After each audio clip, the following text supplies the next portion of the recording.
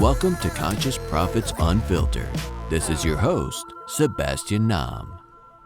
What's up, fam? Today, I've got an extremely knowledgeable and passionate human. His name is Eugene Trufkin. Eugene is a Chek Institute certified holistic health coach who specializes in fat loss and operates TrufkinAthletics.com. He's also the author of the book Anti-Factory Farming Shopping Guide. The man can teach you how to get six-pack abs, but that's not what we discuss in today's podcast. Eugene grew up at an off-the-grid farm before moving to America. After years of thinking he was eating quote-unquote healthy, Eugene went on a journey to find out the truth about farming practices in America. We get into the truth about grass-fed, cage-free, and USDA organics. Honestly, guys, this episode taught me a lot about things I thought I already knew in regards to food and farming practices. We don't just explore the problems, though, that are out there. We also discuss possible solutions from an everyday consumer standpoint. And we also get into the challenge of being a conscious business owner in the farming industry. I guarantee some of this stuff will blow your mind, and you'll get some really, really valuable nuggets from this episode, guys. Enjoy the show. What's up, Eugene? Welcome to the show, my man. Hey, Sebastian. Thank you for having me on. Right on, brother, right on. For those of you who don't know, Eugene and I have actually known each other for a long time, like 20 years, since high school. So yeah, 80% of it just through Facebook posts, you know. Probably. We knew each other through high school, but then we kind of went our separate ways after that. So that's right. A lot of people, I feel like it's like normal nowadays. Like, oh, you knew each other a long time ago, and then you kind of like continue to like you still know about their lives because of social media. So it's kind of weird, but it's also that's what the cool part about social media too. Mm-hmm. And that's kind of how I've gotten to learn a lot about a lot of these awesome things that you're doing that we're going to be talking about on the show. But before we get into that, I like to ask everyone that's on my show, what was your last oh shit moment? What's the first thing that comes to mind? Yeah, so I guess given that like a little bit of thought, I guess it actually ties into my most recent one that I could remember off the top of my head. It ties actually well into the topic we'll be talking about today.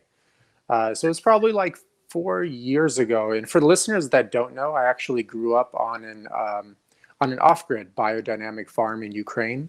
And I know that sounds fancy, but for your listeners, what that means is basically, for the most part, what they have a mental image of what they when they think of farming. So they see like open pastures with many different animals, a variety of different crops, and kind of like a small family kind of living on this farm and self-sustaining itself through the food that they produced. And basically, when I kind of moved to the U.S. and I went to the grocery store for the first time, I thought like basically like everyone was producing food at that grocery store, like the way we produce that on an off-grid biodynamic farm. So without like synthetic biocides, beta agonists, steroids, antibiotics, genetically modified ingredients, synthetic fertilizers, whatever. The laundry list is like very long with synthetic inputs that are used in industrial agriculture these days. And I didn't even bother to question it like at all. I just thought like, I'm like, man, look how great the US economy is. I mean, I can go to Costco and buy 50 eggs that are raised on pasture and like super organic, and it's only like $1.50. I didn't even know that anyone farmed any other way or what factory farming or industrial agriculture was. I just thought everyone did it the same exact way we did it on that off-grid farm. And basically like that oh shit moment was like maybe 4 years ago. I was on YouTube and I ran into a video titled Nutrition, the Dirt Facts. And it was hosted by a very prominent, very well-known holistic health expert, Paul Chek, or it was presented by him, rather. And he basically outlined the stark difference between like factory farming or industrial agriculture and like biodynamic farming. He compared it to biodynamic farming. And I think he compared it to like Rudolf Steiner's version of biodynamic farming, which isn't exactly what we did on the off-grid farm I grew up in, but it's like roughly the same. There's a lot of overlap. And basically at that point, I was like, I kind of woke up from the matrix, like quote unquote, the matrix. And at that point I was like, oh man, there's like a dramatic difference between, that food for the majority of time, that food I purchased like at Costco versus like the way we grew it on that biodynamic farm. And honestly, at that point, that's when it all like became like very, very confusing. So just to give the listener like a quick ideas, like Before you go on, I want to clarify too. Yeah. So when we say off grid, like it's like a way of saying like, oh, I'm going off the grid, right? People just use that phrase, but when you're talking off grid farm, you literally mean off, like there was like no electricity, correct?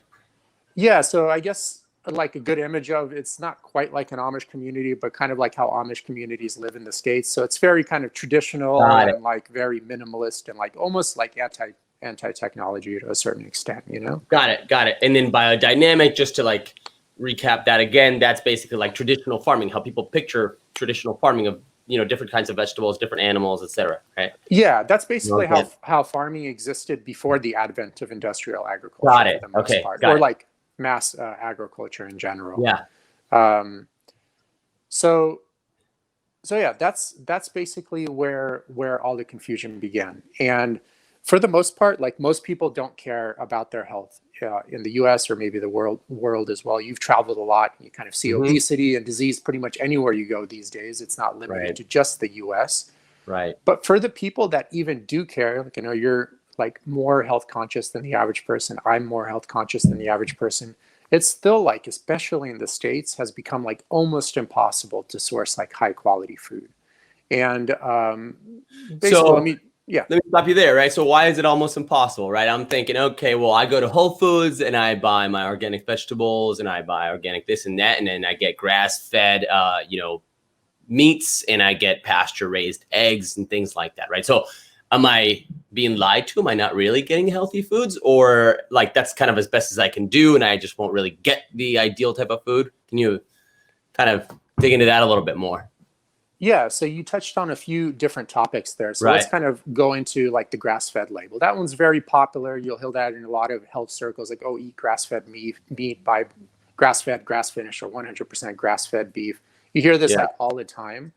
But let's kind of break down what that label even means. So let's say you go to the grocery store, you see this grass-fed label, you purchase the product thinking you're purchasing like a superior food group that has like a good nutritional profile, doesn't have like a lot of exposure to various industrial chemicals or synthetic biocides, whatever. So let's kind of break down what that label means. Basically, for your listeners, like all cattle are grass-fed. You can't feed cattle grain its entire life and have it live for like any longer than like 8 months on grain. It'll just like collapse to the ground and die. So all cattle are grass-fed.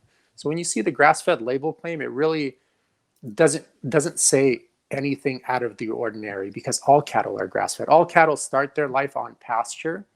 And basically, I mean, it varies from operation to operation, but they can spend like 80% of their life on pasture, eating grass, other various forage, maybe being supplemented with alfalfa or like some other stuff. And pretty much like 98% of them are sent to kind of like a feedlot towards the finishing phase. So the last few months of their life, just to kind of help fatten them up quite a bit because it is a pound per pound industry. So the more pounds they get on the animal, the more they'll be able to sell it for. And just some people are more used to the grain finished beef because that's what they kind of grew up on, where grass finished beef tends to be like more firmer, less fat, et cetera, et cetera. So when you hear grass fed, it really doesn't say anything out of the ordinary. You know, like a lot of times cattle are grass fed, but then grain finished, but then they leave out that grain finished part. And some people would be like, well, what's the big deal about finishing them on grain? It's just food. What's the big deal? So first of all, cattle are like herbivores. So their natural diet is that of like grass and basically other forage, for the most part, grass. That's what they're supposed to be eating naturally. When you feed them like a tremendous amount of grains, which they do towards the finishing phase for a couple of months, it does like a couple of things. So one noticeable thing is basically it offsets the omega-3 to omega-6 ratio. So typically, like I volunteered at a legit grass-fed operation in the Foothill Ranch area, 5barbeef.com. And they did a meat analysis on their beef, and the omega-3 to omega-6 ratio came in at like 1.75 omega-3 to like 1 omega-6. And for your listeners that don't know, in short, omega-6 is like a pro-inflammatory. Too much of it will cause a lot of disease in your body. Omega-3 is like an anti-inflammatory, so it helps die down the inflammation, helps, and obviously decrease all the diseases associated with chronic inflammation. So when you feed them like a tremendous amount of grain, what happens like with grain-finished cattle is you get a ratio of like 1 omega-3 to like 8 to 10 omega-6. Versus like, for example, at 5-bar beef, you get 1.75 omega-3 to 1 omega-6. So completely different ratio. And if your listeners look up inflammation theory of disease, they'll see like 99% of disease just arises from low-grade chronic inflammation, which happens obviously from a variety of sources, like working too many hours, not having a good sleep schedule, having financial stress, low-grade chronic stress, et cetera, et cetera. But one of the biggest variables, it comes from diet, from having a pro-inflammatory diet. So there's low-grade chronic stress is going to be not high amounts of stress. So just simply as it is said, it's low amounts of stress, but over long periods of time, it basically is building up, correct? Yeah, so I mean, in short, this is kind of like a little bit of a perpendicular transition in topics here. But in short, there's a really good book on this called Why Zebras Don't Get Ulcers. And it's a stress physiologist. I forgot the name of it, but it's like a Polish last name. But basically, the human central nervous system has evolved to, for example, you go out with your tribe, you hunt a mammoth, it's like extremely stressful, but maybe for like a few minutes until that shuffle is finished, the mammoth dies. And then basically nothing happens for months on end. You might go fishing occasionally, you might hang out with your tribe. Yeah, you might. Yeah, exactly. And that's the type of stress that your central nervous system has actually evolved to deal with. And ironically, isn't that stressful for it to deal with. But the type of stress your central nervous system isn't evolved to deal with is basically low-grade chronic stress. So this is stuff we'll say, like, you constantly hear this in conversations like, oh, you shouldn't worry about that. It's so small. True. It might be small, like sitting in traffic, for instance, it might be small. Or, working those extended longer hours in a sedentary environment might be small stressors. They're not like you're being held at gunpoint or in some, you don't have any food or any of that, which kind of tends to be major stresses, but don't really ever happen. But those low-grade chronic stresses is actually what is actually very stressful and detrimental to the immune system. Okay. And it also increases your inflammation quite a bit when you're exposed to it. And I mean, look at the average American, they're working like 50 plus hours a week, have financial stress, have like marital stress, etc. Have like a lot of demands put on them, have to sit in traffic. Especially being in LA, have to sit in traffic 2 blocks. It's like an hour drive, people honking at you, people running around. Then you got to do that again. You got to do that like every single day of the year. And that kind of like really wears down the body and causes like a lot of inflammation in the body. But going back, it could also be caused through diet. So once again, this person is going to the grocery store, they're trusting that label, they're thinking, okay, I'm getting a superior product.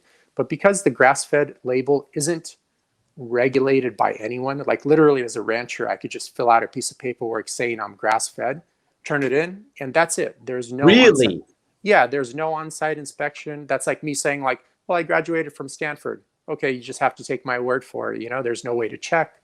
There's no way to verify. I'm just a medical doctor from Stanford. And you're like, oh, okay. And that's basically how the grass-fed label works in the US. There are some regulations to sell cattle into the grass-fed program as, small babies. But then after that, there's like no oversight, no on-site inspections, nothing. And the way the industry works, especially if a rancher is producing meat for a supermarket, the supermarket needs a steady supply because that's what the customers demand. When you go to the supermarket, you expect to see like beef every day. You know what I mean? But if you're like, if you're at a legit like grass-fed operation, I mean, the supply varies depending on the season, like how much grass they grew. Some years are bad. Some years there isn't that much grass. And that's going to greatly affect the amount of pounds you could produce for the supermarket. Yeah. Now, obviously, the supermarket isn't going to be too happy if you're shorting them on the pounds and aren't able to supply the quantities they need. So the rancher obviously wants to keep these contracts. It's a very, very, very competitive international marketplace. So they're competing against other countries as well. They're just incentivized to kind of cut corners And you need like to gain 1 pound of meat on a legit grass-fed cattle, you need like 150 pounds of grass that's converted into 1 pound of meat. But you can kind of supplement probably 20 or 30 pounds of grain and get the same conversion ratio. And grain, you can obviously purchase grass. Obviously, you can purchase grass pellets and stuff of that sort. But grass, there's only so much of it that grows on the ground if it's a slow season. You can kind of see, you've been in the business world for a while, you can kind of see how they're incentivized to cut corners from time to time. Yeah. And then sometimes people would say, well, Eugene, my package doesn't say grass-fed. It says grass-fed and grass-finished. So that's definitely legit. And you hear this like very often. If you're looking at labels, then first of all, like, this is, and I consider myself someone who's fairly educated in the food they eat, but kind of blowing my mind there by just saying grass-fed isn't, highly regulated. I was under the impression that it was, but then again, I just never really knew, and I didn't really do my research in it. So I'm glad you're, educating me on that. And I'm sure that just about everybody who's listening, most people, that's the first time they heard of it. So what is the label to look for then? It's grass-fed, grass-finished. Yeah, well, that's tricky too. So once again, I can be a rancher. I could feed my cattle grass for about 8 months, put them on grain for 4 months, finish them on grass for a week. And I'm still like, I'm not lying to you. It is grass-fed and grass-finished, but I totally forgot to leave out that middle part. And then once again, there's no on-site inspections. There are third-party certification bodies, which we'll talk about later, because I don't want to be just complaining, which anyone can do. I'm going to provide like very easy solutions in the podcast as well, that even an executive with 50 or 60 hours of work per week can implement in a very realistic manner. Love that. But to make it just the grass-fed claim even more complicated, actually, the U.S. gets 90% of its grass-fed beef from overseas. It could come from Australia, which is kind of okay. It could come from Brazil, which is probably not too okay. Could come from Mexico, could come from wherever. You don't know, because what happens is, like, if you see product of the USA label, what that legally actually means is I could be a processor, import carcasses from Mexico, process them in Santa Monica, California into packages, and legally label it product of the USA. Although the cattle were raised, slaughtered in Mexico, and just the carcasses were transported here and processed here. So it didn't used to be this way. Maybe like 7 years ago, it used to be product of the USA meant grown, harvested, and processed in the USA, which is what that label should mean, which is what common sense would say. But then obviously these big meat packers, they went and lobbied Congress and they changed the rules. And now it's like, probably whenever you see product for the USA, that's a dead giveaway that it's not from the USA, So, yeah. Wow. And then, yeah, I mean, it gets even like you can buy 100% grass-fed beef. Literally doesn't mean anything. Actually, that happened to me. I was buying, it said 100% grass-fed beef in a supermarket for like 2 years. And then I decided to call the company one day and ask them like, about their food production practices. And they're like, yeah, we send them to a feedlot and we feed them like grass pellets in a feedlot towards the end, which won't necessarily change the nutritional composition, I don't think, depending on how those grass pellets were produced.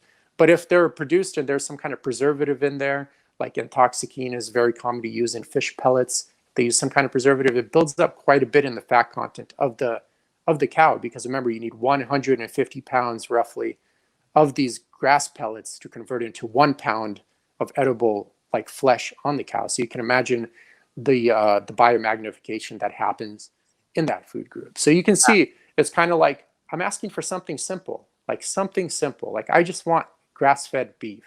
And literally how complicated just that subject alone has become. And we just touched on the what kind of food they're fed, but also you have to take into consideration when you put an animal in a confined situation, which is what's going to happen in any grain-fed operation. There are like very few cases where they bring bins of grains out to pasture and the cattle just eat from there. But for the most part, 99% of cattle are sent to a feedlot.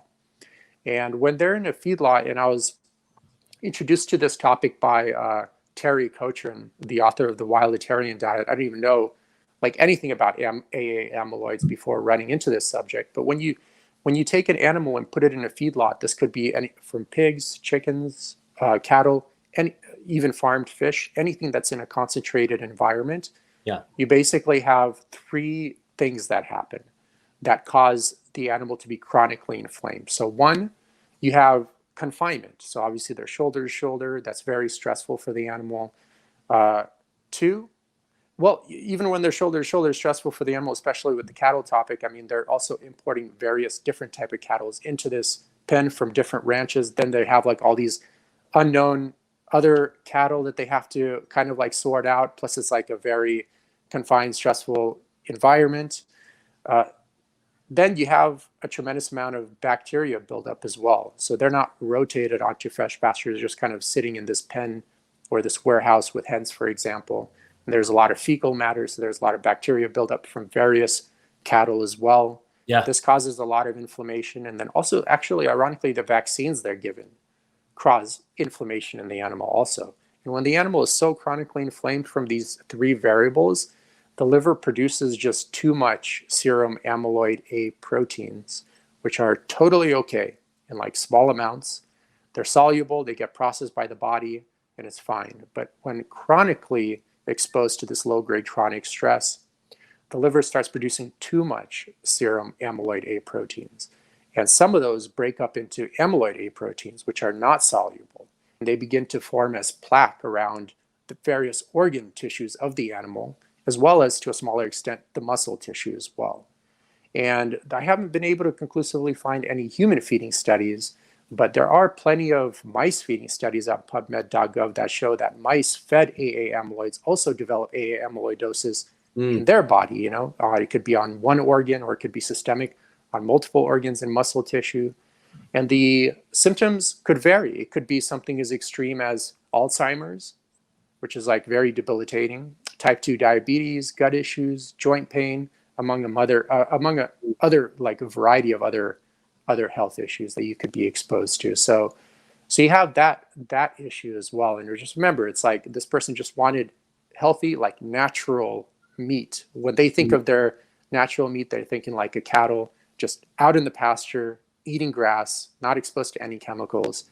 That's Correct. what they think when they're thinking of grass-fed label claims. And most likely that's probably not what you're going to get. So, and that's just with that. I mean, this is across the board with every single type of food group you'll find. So, hey guys, I just want to remind you, if you want to find more content like this, you can visit sebastiannaum.com. That's Sebastian, NAUM.com. You can also get a ton of other marketing resources from myself and my agencies, ranging from SEO to social media, influencer marketing, branding, web development, and more. Again, that's sebastiannaum.com. Thank you and enjoy the rest of the show. So I was going to say before we try to jump into like solutions and potential, not necessarily solutions, but just best practices, like why this is even a thing from a business standpoint and how that could be improved, and as consumers, what we can do. So before we get into that, why don't we just complain a little bit more? Since we said complain, right? How does this, let's, kind of summarize how that's the case with eggs, for example. Is that very similar in the sense with eggs for, chickens? And you're looking at, when I found out about pasture raised eggs as opposed to just cage free, understanding that there's like all these regulations where cage free just means they get a lot out of a cage for X amount of time, and they go right back into those types of scenarios that you were saying, where there's animals on top of each other, there's fecal matter, there's all these kinds of things that are happening, right? So the pasture raised label helps with that, correct? For example, in the case of eggs. yeah, so this topic alone could be like a 5-hour conversation, but I'm going to try to break it down. Slow down. I'm going to try to break it down just quick. And this is actually how my journey began. I just wanted healthy eggs. And 4 years later, I'm still looking for them. I haven't found it. So maybe one of your listeners can help, like email me some information. But basically, that part is pretty confusing. You have a few things going on. So a few different distinct operations, and then many operations in between those operations. So you have the no label. You see no label on the cartridge. Definitely want to stay with that. Stay away from that. You see cage free. You definitely want to stay away from that. You see free range, even free range organic. I'd say you definitely want to stay away from that, in my opinion, because free range organic is probably the best you're going to find in most grocery stores. And what that simply means is simply like you have a huge warehouse, you have a couple thousand hens in this warehouse, and then you have a small little concrete patio where they have access to the outdoors. But that doesn't necessarily mean they actually go outdoors. And you'll see it in the label. They're not lying to you in the label. They say access to the outdoors. They don't say they are outdoors, which are different phrases, so they're not lying to you. And usually what happens if you ever visit any of these operations, you'll have like 50 chickens outside, and then probably the rest of the 99% of them never even venture outside. Because typically it's like a very small little opening. And because these hens tend to be like very young, especially the meat chickens, there are two distinct categories. There's like meat chickens and then egg-laying hens as well, which are then turned into meat chickens at the end of their production period. Because they're so young, they see like a lot of light coming into this small opening. They're kind of afraid of it, and they typically just stay inside with all their friends, and they don't even venture outside. And what happens is when you don't take the animals to the food, like you're not rotating them onto fresh pasture, you have to bring the food to the animals. And since 80% of the cost of like an egg operation is going to be the food you feed the animal, the farmer is incentivized to use nothing but corn and soy for the most part, because it's subsidized by the taxpayer. So once again, you have a taxpayer paying for the function of a private enterprise, which then that private enterprise sells the product back to the taxpayer. So it's kind of tricky, and we'll talk about like why organic tends to be a little bit more expensive, at least at the supermarket level. And it's because a lot of these subsidies do exist, and we'll break that down in a lot of detail. And so what does organic essentially mean in this case? What is organic when it comes to eggs? Is organic for the most part? Organic for the most part literally means they're just fed organic corn and soy. And that's like literally it. It could be like a confined situation, like a factory farmed environment where they're fed just organic corn and soy. But even that's a little bit tricky, because 50% of the grains fed to the animals are actually imported from super, super corrupt countries like Ukraine or Turkey. And nothing against Ukraine. I'm obviously from there, but just facts are facts. And like what happens is the corruption is at the broker level, not the farmer level. So the farmer would raise the grains through synthetic biocides like glyphosate, for example, very common herbicide used. The paperwork would be switched around at the broker level at the shipyard and imported as organic grains into the US, and then fed that grain to the organic system in the US meat production system. So I would say like even when you're dealing with grain produced meat, even when you see organic, there's still a very high chance that it's actually not even organic grain. So you're getting that synthetic, trace amounts of various synthetic biocides that happen to be used in that specific crop production system. So, so that's literally what it means. And you still run into all the same problems. Chickens are omnivores. They're fed, they should be eating worms, bugs, insects, vegetables, fruit. But when you feed them like excessive amounts of grain, all you're really doing is just shooting up the omega-6 in relation to omega-3, which is the exact same problem we covered in cattle production as well. So, so it all ties back to inflammation. Yeah, and then also, I mean, there's a dramatic difference between the nutritional value of pasture-raised eggs versus these confined operations. So, like Joel Salatin, he's probably the most famous farmer like in the world. He had his pasture-raised eggs tested against the typical conventionally farmed eggs at some like lab in Portland. Got maybe in like 2013, and they showed, and I forgot the exact numbers, but they showed in some various nutrients there's like 900% more of like a specific micronutrient, or like 300% more omega-3. It's not like just like a little bit more. I mean, it's dramatically different in terms of the nutritional quality you get. And especially if people are, and I'm like a fat loss coach, and when I transition people onto sourcing high quality meats, vegetables, et cetera, they automatically right off the bat eat about 40% less calories during the day and feel fuller because the nutritional density is so much higher. So you have a lot of nutritional density, a lot of volume as well. So it fills up your stomach quite a bit, but the calorie intake is like very, very low overall. And in fact, like even with 200-pound males, if you convert them to actually like legit pasture-raised meat, like legit non-starchy vegetables from good sourced farms, it's very tough for them to even eat 1,600 calories a day. Like very, very hard. Really? Yeah. 1,600? Yeah. Very, very hard. Yeah. Even if they're working out like 3 or 4 days a week, maybe if they do that for like a few months, then their calorie intake will pick up. But when I initially transitioned like a office worker to transitioning from like usually eating out with their coworkers for lunch, which is like fast food junk for the most part, to actually sourcing high quality pasture raised meats, fed a species specific diet, that's very important. Sourcing high quality fruits and vegetables. Yeah, I mean, in the beginning, in the first few months, they can't even eat more than 1,600 to 1,700 calories. Yeah. That's super interesting. That's really, really interesting. What was the percentage you used? You're saying if they're eating the right things, you're looking at like 40% less? Yeah, you probably need like 30 to 40% less calories in your daily intake. So that's your overall food jumping you into this path of fat loss, essentially. Yeah, because obviously you establish that caloric deficit, and now you don't have any inflammatory foods in your diet, and your sourcing is very good. So those are the three pillars for any successful fat loss journey, and just to optimize your health in general. But yeah, it's also cheaper because the people actually eat less.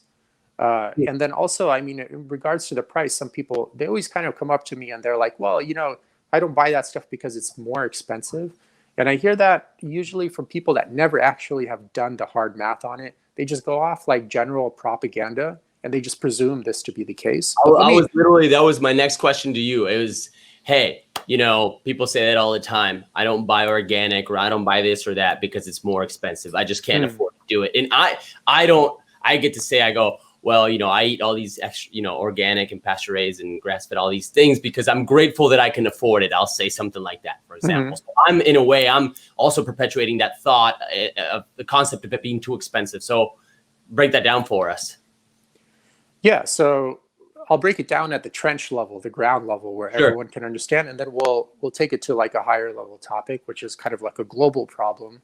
Right. Basically, I went to Sprouts Farmers Market. You're familiar with that chain, probably. They have a bunch in LA. But basically, it's like a roughly higher end organic supermarket that has like a bunch of organic stuff and then a bunch of factory farm stuff as well. And basically, I standardized a 2,000 calorie diet for the same amount of like protein, carbs, fat for the factory farm diet, and then the USDA organic certified diet.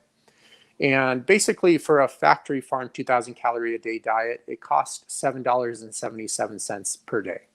And then for a USDA certified organic supermarket level organic diet, it costs $12.20 per day. Okay. So right there, I mean, some people would point that out. Well, Eugene, I told you it's more expensive. It's $5, clearly $5 a day more expensive. Okay. Well, let's look at the average American's expenses. Okay. When you look at their books, you look at their finances, and you take a fine comb through it, you'll see that the average American spends about $7,000 to $15,000 a year on non-essential expenses. This includes Netflix subscriptions, buying random apps on their phone. Although most people aren't executive level business owners, for some reason they need the most expensive up-to-date smartphone, which is like $1,000 or whatever, and then how many ever more dollars per month. Going out to eat with coworkers, alcohol, all these things, man. So they have enough money to spend on that and not complain about it. But they don't have, so remember, that was $7,000 to $15,000 a year. That's what the average American spends on those non-essential expenses. That's literally bringing them zero value to their life. It's just hindering their health. It's hurting their appearance. It's not making them feel good. It's adding no value to their life. They're supporting companies that are also adding no value to the world in general. And then so comparing that 7 to 15,000. So remember, the USDA organic supermarket level organic diet costs about 3.7K per year. Okay, so they can't afford $3,700 a year, but they could afford $7,000 a year or to $15,000 a year on all this non-essential BS purchases. They could afford that. Also, when you take into consideration the average American, according to Chek, spends about $5,000 to $7,000 a year on medical expenses related to poor lifestyle and nutrition choices. Okay, so when you take that in consideration, the $7,000 to $15,000 spent on non-essential expenses and the $5,000 to $7,000 spent on medical expenses, Like, what are you talking about? You don't have the money. You have the money. You're already spending the money, and you're spending far more money. In most cases, there's some people that legitimately don't have that difference. But Correct. for the majority of people, they do have that difference, and they're just not spending it consciously enough. They're just Yeah, kind what of I'm falling hearing. into propaganda paradigms and then just going with that, you know? Yeah, so I mean, essentially, what I'm hearing at the end of the day, it's the bottom line is it's choices, because somebody may say, "Hey, look," somebody may say, "Eugene, look, like this non-essential, movies that I went to see, or Netflix, or the beers that I had with my buddies." Someone's going to say, "Hey, they actually did they did bring me value because I enjoyed that, and that was part of my entertainment," and that's fine. That's they didn't bring them nutritional value or value to their body or health, but maybe it brought them entertainment value, and that's on them to make the choice. But the bottom line is, hey, you can still afford this really good diet. That's the bottom line. And at the end of the day, it's a choice. It's a very small amount of people that literally are only spending this money on food, and they can't make that extra little bump to spend it on good food, essentially. That's all I'm saying. If you Right. look at their books, because they're saying they don't have the money. Correct. What I'm saying is they do have the money. It's just spent unwisely, in my opinion. Yes. So, Yeah. and everyone has their own core values about how money should be spent. But anyways, the point is they do have the money.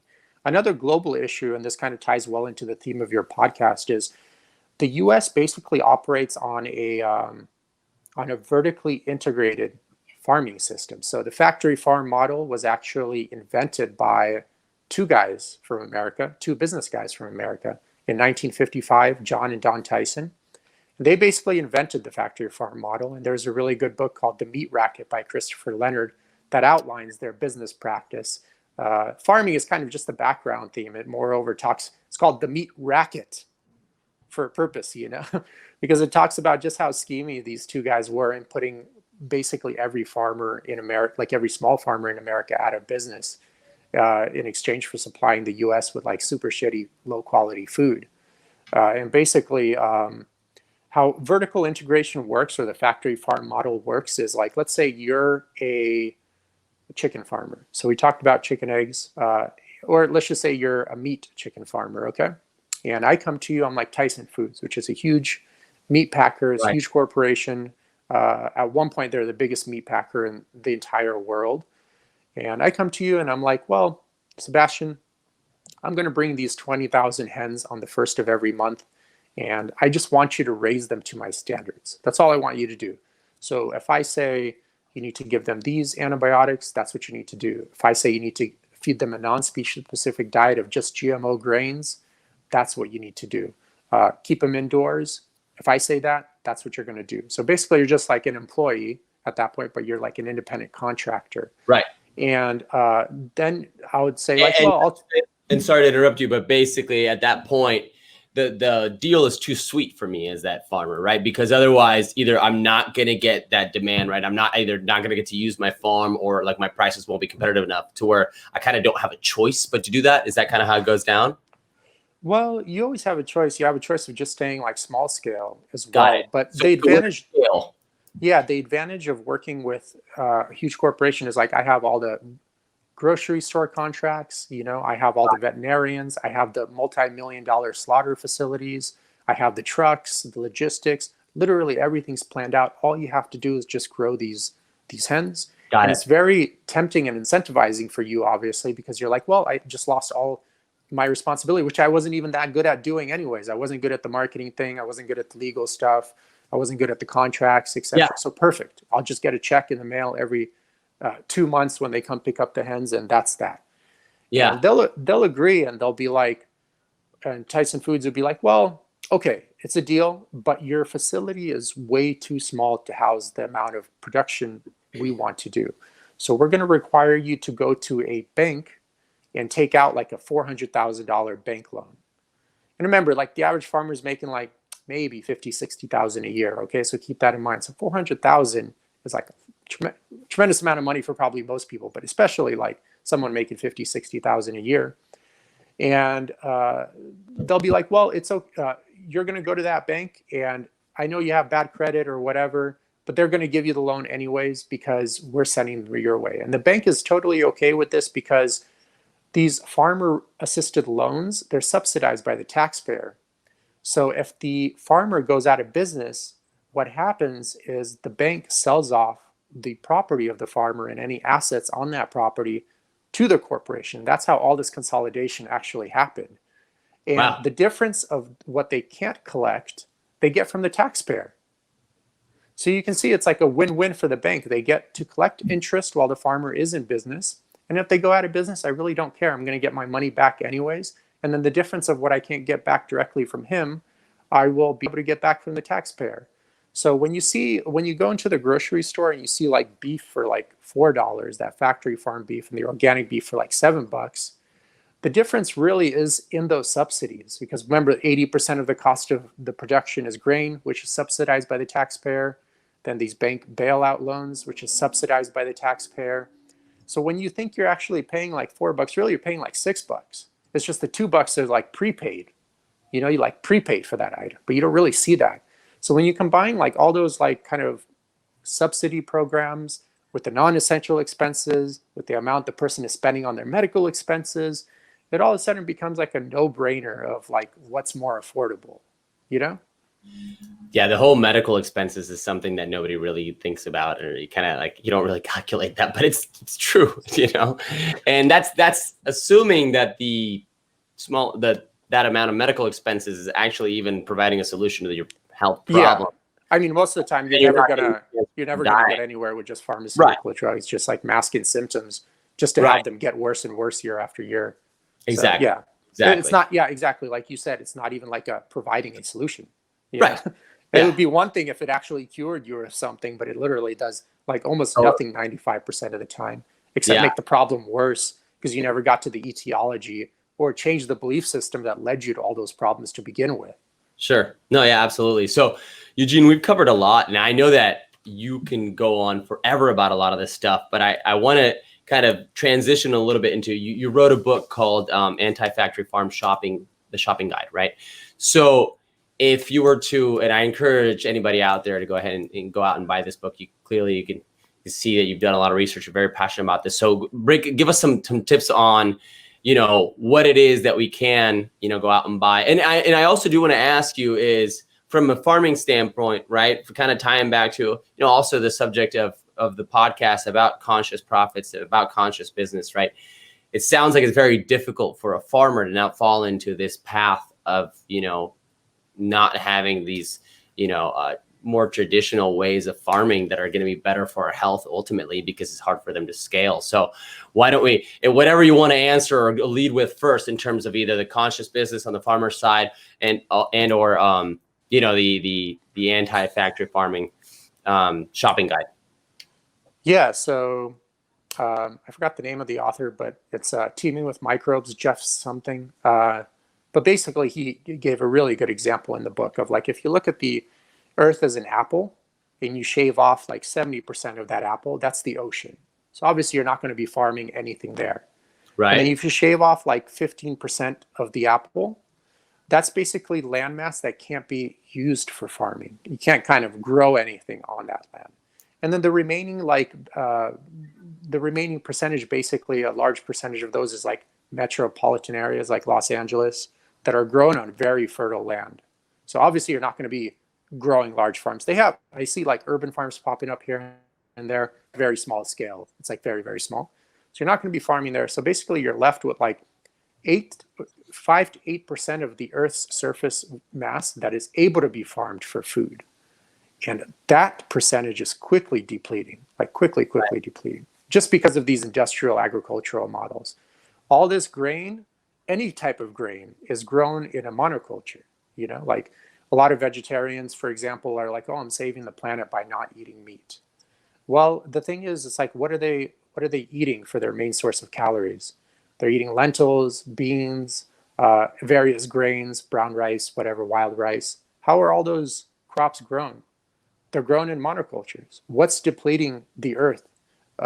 What's depleting the earth of farmable land? Monocultures. Not sustainable like animal agriculture. They can go on PubMed.gov, try to find like a single study that shows like animals grown in a biodynamic manner. Animals grown in a biodynamic manner actually like hurt the land or deplete the land of nutrients. They, if anything, like add regenerative value to the land. So we're going to have to change soon anyways, man, because basically the world's going to be like out of food pretty soon.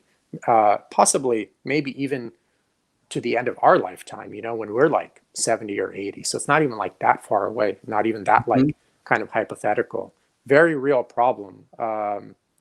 That's why a lot of these companies like Memphis Meats, they're creating like fake meat that's in a laboratory, like fake food, because they're like, well, we'll be out of real food soon. But then you're stuck with obviously like, who knows what they're making that food out of, And actually, most of the time they're making it out of grains. They're just condensing the grains and turning it into kind of like pseudo meat products, which is making that cycle even worse, because it's a lot of this grain and crop production that's actually destroying the earth. So I don't know if that answers it. I kind of forgot exactly what your question was. I mean, well, I'm glad you brought it. I mean, I'm glad you brought this up. And so essentially, how can a farmer, how can you have a conscious business when it sounds like it's so difficult to actually have and run a conscious business if you have a farm, whether it is, you're producing eggs, meat, chicken, whatever that is, right? Is there a real solution to this? Do you see an opportunity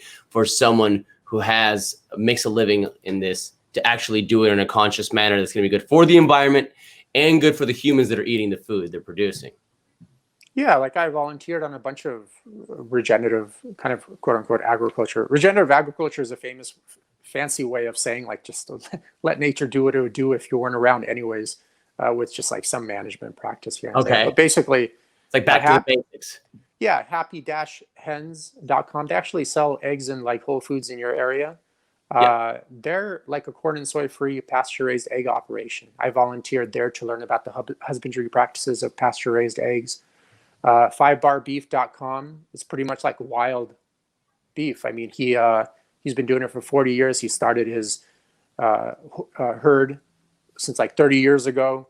And basically he just leaves them there. And the ones that die out end up dying out. And the ones that are strong enough to survive in that environment end up living and reproducing to produce cattle that survive in that environment. It's vaccine free. He doesn't clip his bulls, so the testosterone content in the meat is higher.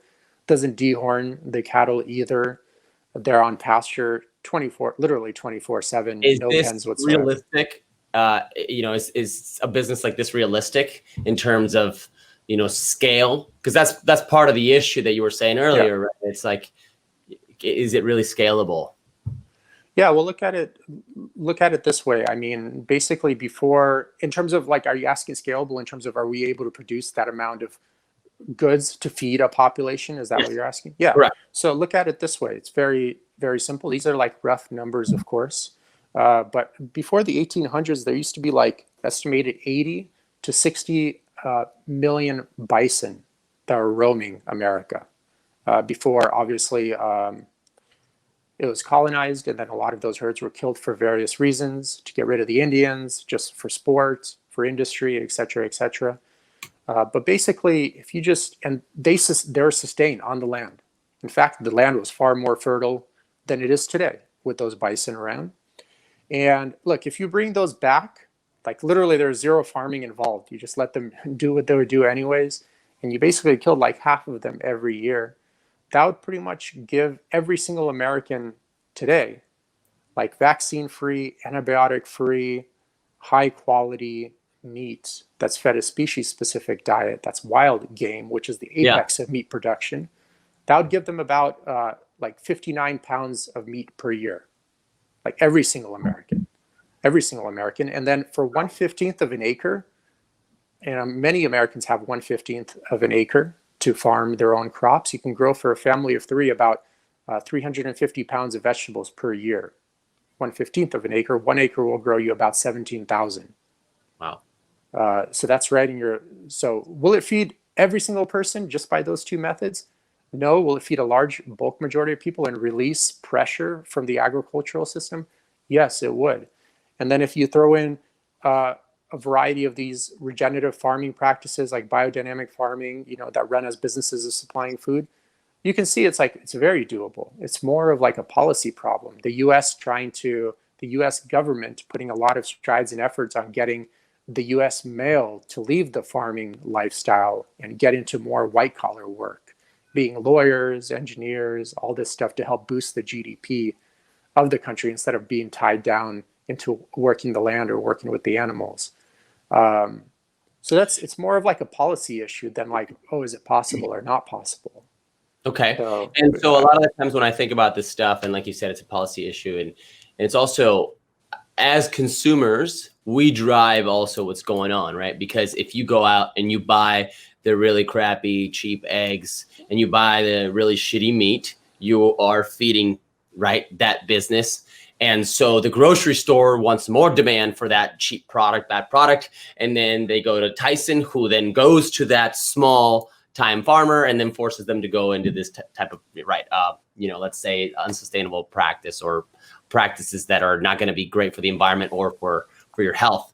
So as consumers, we could do our part, right? Because the better things we consume, the better it will be for us. And it will also help those, conscious businesses thrive more, those sustainable farming practices thrive more, right? So give us a little bit of advice about how can we, practical advice of like, okay, what can I mean? You dropped a good name for meat.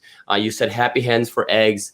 I can't remember the name that you said for meat, but like just in general, maybe outside of like one or two businesses, like how do we shop more consciously in order to help improve those businesses and drive more conscious business in the farming industry?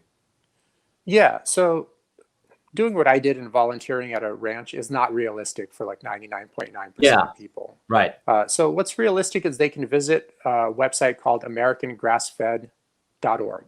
They can go to the bottom of the website. It's this simple. Go to the bottom of the website, click on the interactive map, and then boom, click on your state. You have a variety of legit pasture-raised operations that have actually been on-site inspected by American Grass-Fed. So remember, there's no inspection process like I mentioned to you. They actually go there, they inspect the ranch, and they basically hold the right to also do a random audit as well. So just randomly show up at your ranch as well. So they can order from there. For example, you order before Tuesday, they ship it out on Tuesday, you get it to your door on Thursday.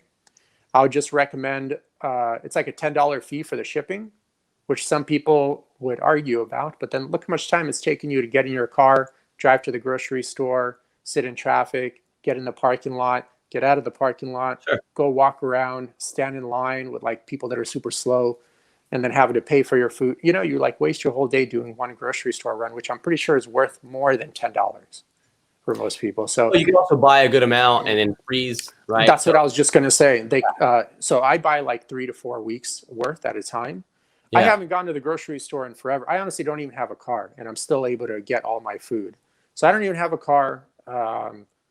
I'm able to order all this food and actually much higher quality food than you'll probably find even at Whole Foods, in my opinion. For anyone listening too, it's not because Eugene can't afford a car. It's because it's a choice that he makes, I'm sure, right? Eugene? Yeah, I just didn't see it as a necessity. Like I have my gym here, I have my steam room here at the place. I work remotely, which I love doing, and I don't need a car, and it helps save a lot of money. I don't like cars. I don't like fixing cars or having to deal with like annoyance of cars.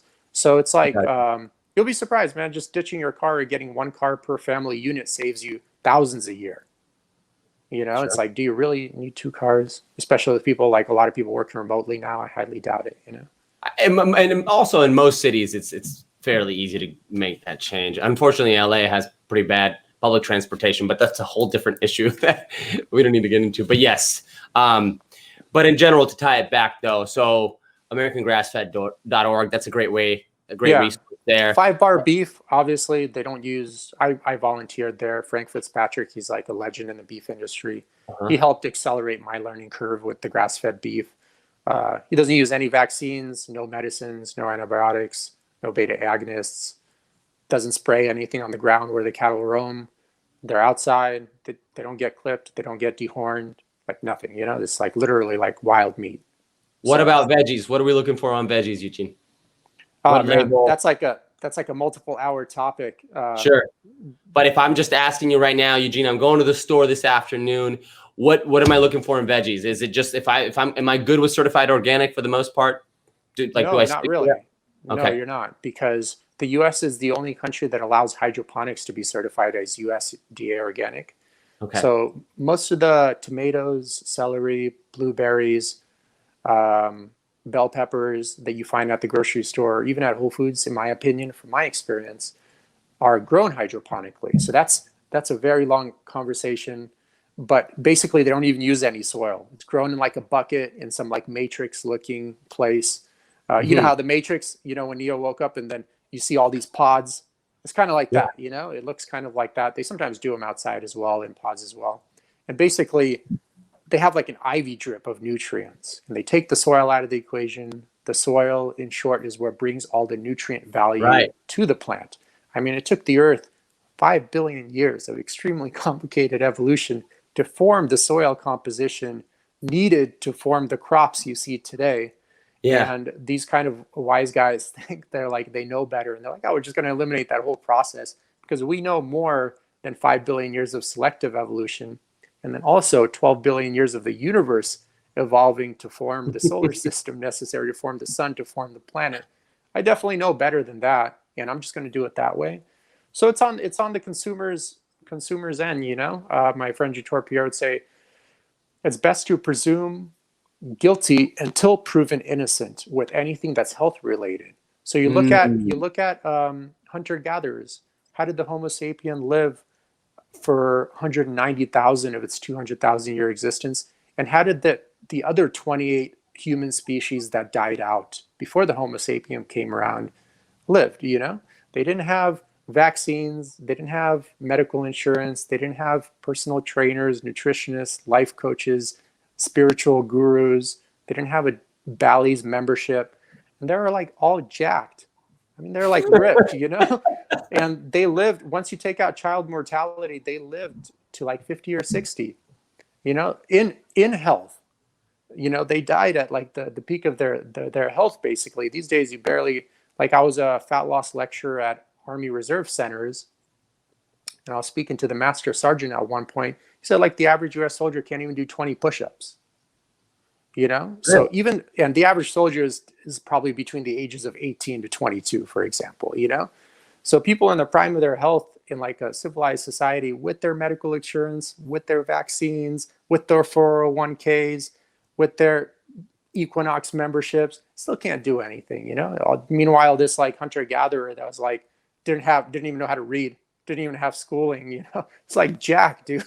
And like living and thriving in full health and able to hunt like mammoths with like a spear. Doesn't even need like a hunting rifle,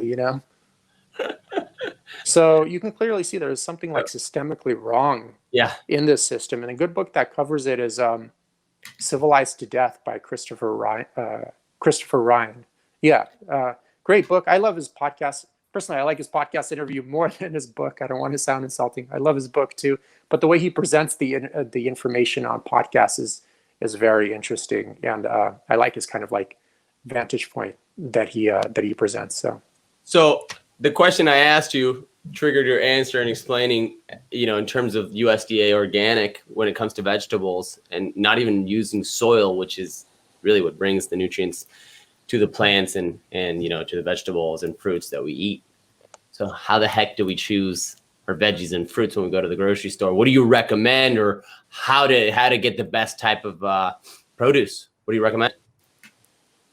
You could take up like wild crop foraging, like in Irvine. I know you're familiar with the Irvine area. There's a bunch of like dandelion leaves. Dandelion leaves, for example, have like far more superior nutritional profile to even spinach. Wow. Like probably you get like hundreds of percentage more of various phytonutrients from dandelion leaves, which are completely for free and probably grow in your backyard, than you would from buying spinach at the grocery store. The problem with crops at the grocery store is, first, they're picked before they're ripen. The ripening process is what brings the nutritional value to the crop. So that way they can kind of ripen in the store. Then the transportation time, by the time you buy it, it sits in your refrigerator or on the counter for another few days. By the time you eat it, it's like 2 weeks, 3 weeks old, and just like with an animal, once it dies, the nutritional value of that animal starts going down lower and lower the second the heartbeat starts racing. It's the same thing once you pull it from its root system. The nutritional value of the crop gets lower and lower. And if you consider that the nutrition of the crop has already been bred out through selective breeding through centuries and centuries, like for example, Like a carrot started as a white root in Afghanistan. Hundreds of years later, it made its way to India, where it became purple. Hundreds of years later, it made its way to China, where it became red. Hundreds of years later, it made its way to Turkey, where it became yellow. And then hundreds of years later, it made its way to, like, I believe, Denmark or Norway, where it became orange.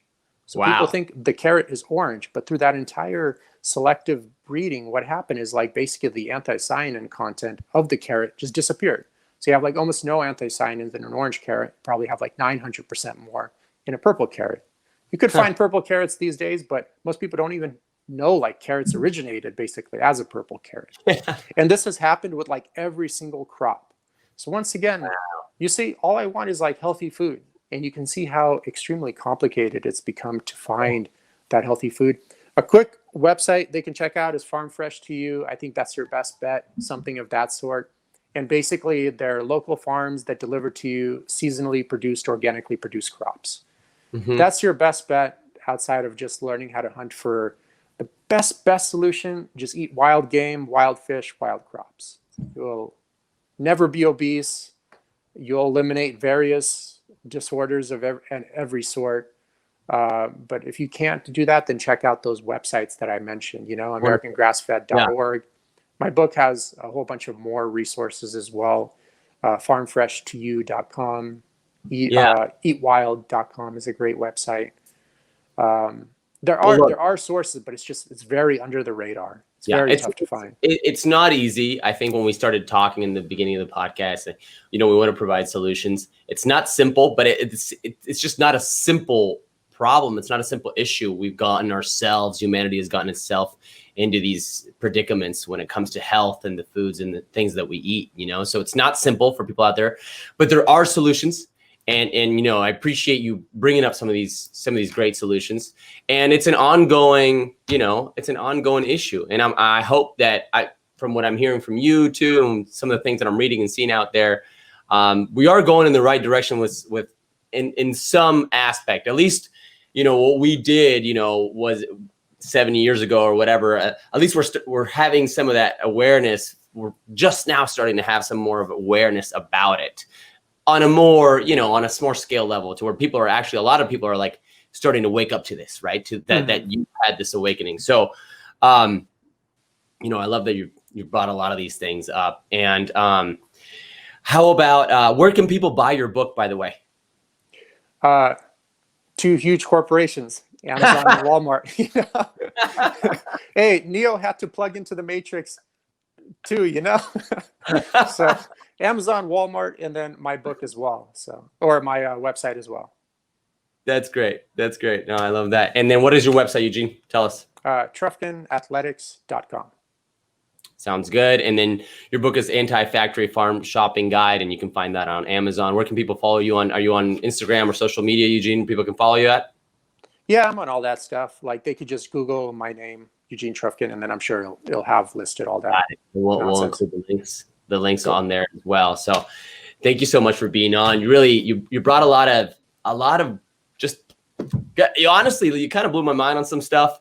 Some of the things you bring up are sometimes a bit disappointing, because you're like, shit, I thought I was doing it right, man. And like, you realize you're not doing it right, but I'd rather be educated on that, And so one final thing I want to ask you is, it's challenging to be a conscious leader in general.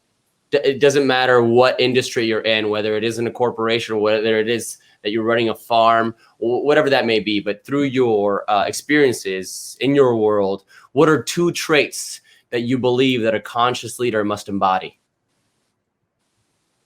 You just got to be true to your own core values, man. Just start with that as the foundation, Like, know who you are, and then don't bullshit yourself, and like be that person, And I think that sets the foundation. That's 1 and 2. So I think in order to be like a sustaining leader, you have to, first of all, know who you are to get into the right field, to get yourself surrounded by the people you work well with. And then you kind of build off that. I think that's the base. And just knowing your core values, and then kind of being true to that, not kind of, chasing, as Walensky would say, your false core and false self kind of thing. I love that, man. Well, you're definitely a conscious leader yourself, so keep being you. Thank you so much for being on, Eugene. Hey guys, I really hope you enjoyed that episode. You know, it takes a lot to put these things together, but I truly love doing it. If you enjoyed this episode or the show in general, and you listen to it on audio podcast, please take some time to give it a review. It would really mean a lot to me. And if you watch the video, please go ahead and just click subscribe and share it with somebody that you think would like it. It would really mean the world to me, and it helps keep the show alive. Visit sebastiannaum.com for more content and follow me on Instagram at sebnaum. That's SEBNAUM. Thanks again for spending your time with me. I know it is valuable. I hope you have a great rest of the day and week. Till next time.